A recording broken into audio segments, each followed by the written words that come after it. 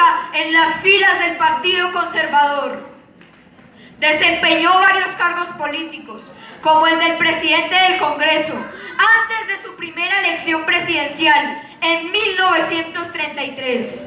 Durante ese tiempo, él fue la figura preponderante de la política ecuatoriana por un espacio de 40 años.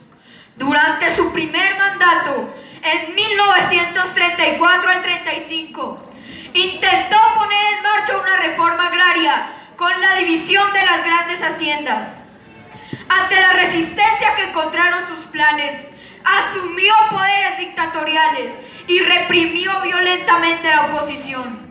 Fue derrocado por un golpe de estado militar y hubo que exiliarse en Colombia hasta 1944, hecho que se repitió por 4 ocasiones seguidas más, en las que fue elegido presidente del Ecuador y luego depuesto por los militares, en 1944 al 47, 1952 al 56, 1960 al 61 y 1968 al 72, eligiendo a Argentina como país de refugio. Desde 1971 hasta su último derrocamiento, instauró un régimen autoritario enfrentado con los Estados Unidos, lo que le llevó a tener contactos amistosos con la Cuba de Fidel Castro. José María Velasco Ibarra, hijo de Alejandrino Velasco Sardá, uno de los primeros ingenieros formados en la Escuela Politécnica de Ecuador, y de Delia Ibarra, quien le proporcionó sus primeros conocimientos. Sus estudios secundarios los realizó en el Seminario San Luis y en el Colegio San Gabriel. Entonces, en 1922, obtuvo su título de doctor en jurisprudencia en la Universidad Central, donde posteriormente se desempeñó como catedrático. En 1922, inició su colaboración periodística en El Comercio, escribiendo con el seudónimo Labriolier.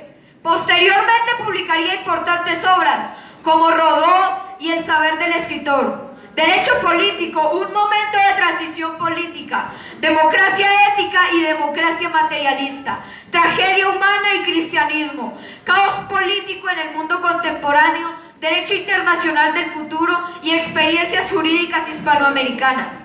Viajó a París en julio de 1931 y en la Sorbona se especializó en Derecho Internacional y Filosofía del Arte. A su regreso al país, en 1932, fue elegido legislador por el bando conservador. Un año después, como el presidente de la Cámara de Diputados, encabezó la oposición al gobierno de Juan de Dios Martínez Mera. Al Senado declarar vacante el puesto de la presidencia, asumió la magistratura el 1 de septiembre de 1934. El primer velasquismo se caracterizó por una puesta en marcha de decisiones tomadas al apuro, puesto que se le acusó de descuidar los problemas económicos del país. Pronto, la oposición se focalizó en el Congreso, dirigida por el liberal Carlos Arroyo del Río.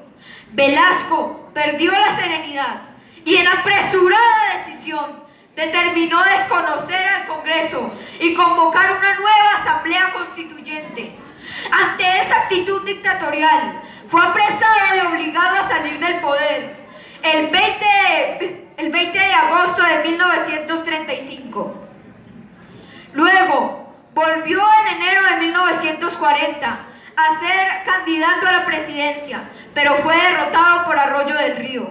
Entonces se radicó en Chile, donde mantenía contacto con sus partidarios, quienes le decían lo que sucedía en el Ecuador. Residió en Pasto y pronto fue una comisión enviada desde Ecuador encargada de mandarle al país de nuevo. Desde Ipiales fue recibido por el pueblo de una forma apoteósica. Pronto por una asamblea constituyente fue elegido presidente constitucional. El segundo velasquismo fue mejor que el primero, puesto que él dirigió la economía del país con rectitud y prudencia. Dirigió el país a la Organización de las Naciones Unidas y a la flota mercante Gran Colombia. Colombia, con derechos, con políticas internacionales. Pero fue derrocado por las juntas militares y hubo que exiliarse.